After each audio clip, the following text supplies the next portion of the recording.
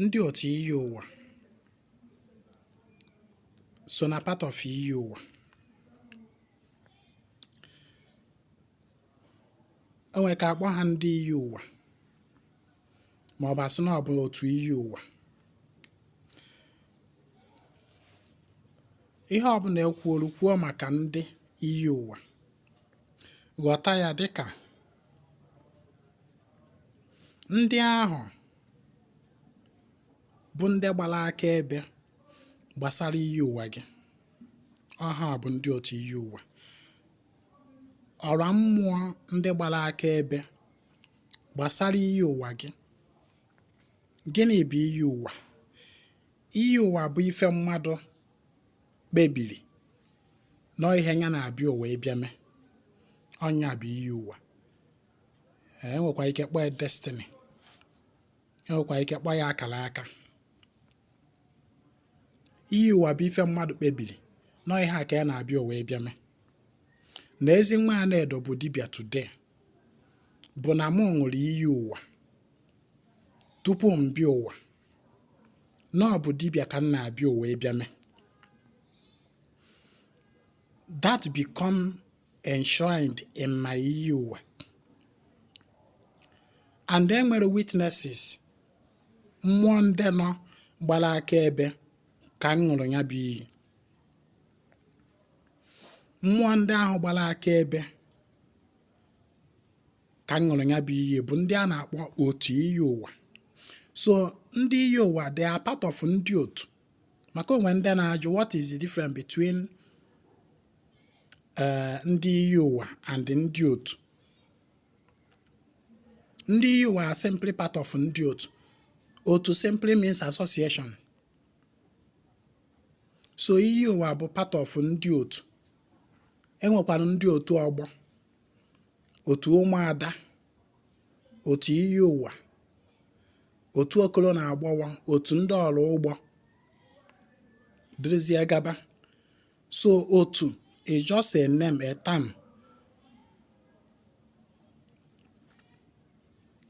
So ndị otu iyi ụwa they are part of ndị otu mmadụ. Enwere ọtụtụ otu ndị mmadụ na-adịsị na ya na mmụọ, mana dịka m si ada ekwu, nke bụ eziokwu bụ na o nweghị onye masị otu niile ọ nọ na ya na mmadụ. Ya ị nọ na mmadụ, mmadụ si otu niile ị nọ na ya na mmụọ. Ndị iyi ụwa anụnwa a na-ekwu okwu ya, onye ọbụla nọ n'ụwa nwere otu iyi ụwa. Nke a dịgodu Satan. Maka na onye ọbụla nọ n'ụwa nwere purpose o ji wee bịa ụwa. Purpose anyị ji wee bịa ụwa bụ iyi ụwa gị. Therefore, ị nwere witnesses. Ị nwere spirit forces chi gị contractly. Nọ ndị ga-enyere gị aka wee fulfill that iyi ụwa gị. So ha bụ ndị otu iyi ụwa. Ha bụ ndị ahụ a na-achụ àjà, a na-akpọfa ka ha bịa rie àjà. The reason eji achụnyere fa àjà bụ ka ha nyere gị aka wee fulfill your purpose on earth, your destiny. Ọ na-abụ ụwa gba nwatagharị, that is iji ụwa gbagịgharị in the aspect of fulfilling your destiny. Ndị kwesịrị ịgbakwuru bụ ndị iyi ụwa gị. For example, mụnwa bụ dibịa na Ezinwa Anaedo bụ dibịa na mụ ṅụrụ iyi na mụ ya eme dibịa. Ọ bụrụ na ka m na-emezi dibịa na o nwere ka ife si wee gbagwojuo m anya, ma ọ bụ na o nwere ka m si wee jekọtazi ọdụ ka anaghị eje, ma ọ na o nwere ka m si wee na ọdụ ka asị na ife adịrọzi ọfụma, ya mmemme mgbakwuru chi ma agbakwuru m ndị iyi ụwa m. Ọwụ ndị iyi ụwa bụ ndị ga-enyekwa m redirection.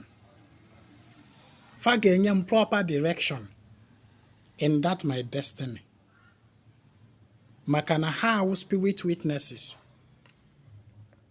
O nwere ike ọ bụ na mụnwa echefukwuru ihe m bịara wee bịa mee. Ọwụ ndị iyi ụwa ga na-echetara m ya. And ha ga na-echetara m ya site na ihe ngosi dị anya afa ya na-egosi. Number one, fa ebidogodo ịdị na-aghasagodo nke m na-eme na-abụlọ part of iyi ụwa m. Fa na-aghasagodi ya. It is part of the redirection.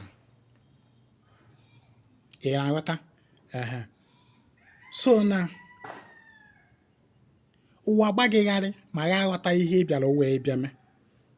Gbakwuru ndị iyi ụwa. Ndị iyi ụwa gị gbakwuru fa. Gbafa na agụnwa bụ onye dị otu a na ịrụ onwe ihe ị na-aghọtazi keri like ajụjụ a ndị mmadụ na-ejekwu dibịa eji ajụ dibịa. Dibịa gbaala m afa ka m mara iyi ụwa m. Dibịa gbaala m afa ka m mara ihe m bịara ụwa ịbịa mee. Dibịa gbaala m afa ka m mara my purpose of coming to earth. Dibịa gbaala m afa ka m mara my destiny. Ebe ị kwesịrị ịdirect this question bụ toyo ndị iyi ụwa. Ọ bụla ọtọ dibịa. Ọwụ ndị iyi ụwa ka ọ ya jụọ this question fast gị ọfụma fa ebubutere gị your life instruction manual. Ebe edeturu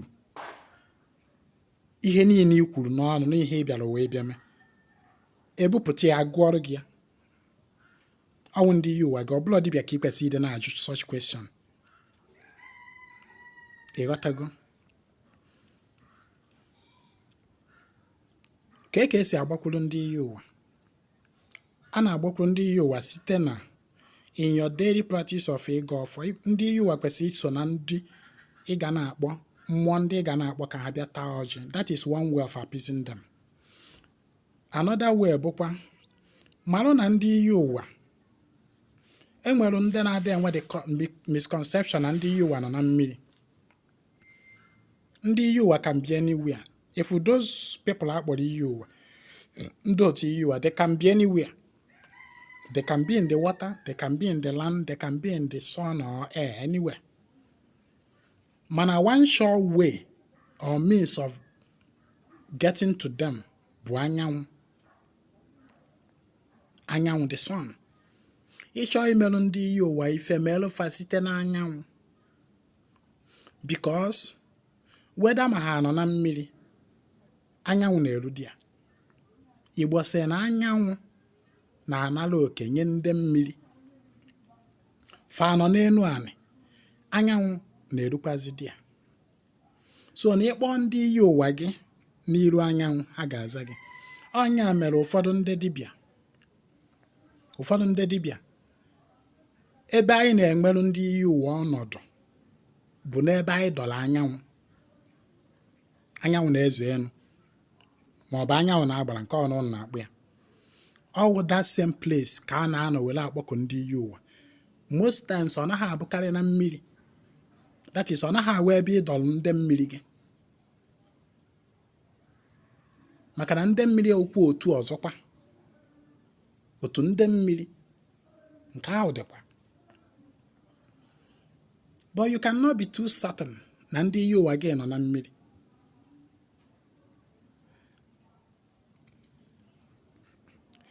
So no nya mere that na the most appropriate medium for reaching ndị iyi ụwa bụ through the sun, through anyanwụ. Anyị nwa ndị dibịa mgbe ụfọdụ anyị adọ ndị iyi ụwa n'ebe anyanwụ dị, not ebe ndị mmiri dị. Maka iyi ụwa nwere ike nwee ndị nọ na mmiri, nwee ndị nọ n'elu anị. Ha na-achụgharị ndị iyi ụwa aja. Dịka m si ada ekwu, ịchụnyere ha aja all through the sun. Ịghọtago? Maka ndị na-ajụ what is the difference between iyi ụwa na ndị otu? I have answered your question. Ịchọ igburu ndị iyi ụwa ga anụ, kpọọ fa n'iru anyanwụ, tọọ akwụkwọ ogirisi n'ala. That is if you are not a dibịa. Tọọ akwụkwọ ogirisi n'ala, gbuoro fa anụ dị ya, siere fa ite merụ ha saraka. Ị bụrụkwanụ dibịa, ịchọ ịchụkwa ndị iyi ụwa gị. Ị nwekwara ike ịnọ na mmiri, ndị mmiri gị kpọọ fa o merụ fa ife. Mana the most appropriate place a na-enye ndị iyi ụwa oke dịka dibịa ebe ọ bụ gịnị? N'ebe ịdọrọ anyanwụ na-eze elu. Ị nọrọ ebe ahụ kpọọ fa. Anụ ọcha ka a na-egburu fa. Oke ọkpa ọcha, nnekwu ọcha, ebunu ọcha. Ịghọtago? Ekenekwa ya m ọnụ. Biko nye aka wee gbasa ozi a. Na-esoyere na nkwasara ka anyị na-eme every nkwọ na obi ezumezu Ezinwa Anaedo. Chat me on WhatsApp on 08032477868. My name is Ezinwa Anaedo. I come for the total restoration of ordinary and omenala Igbo.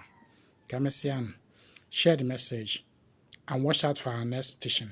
Thank you.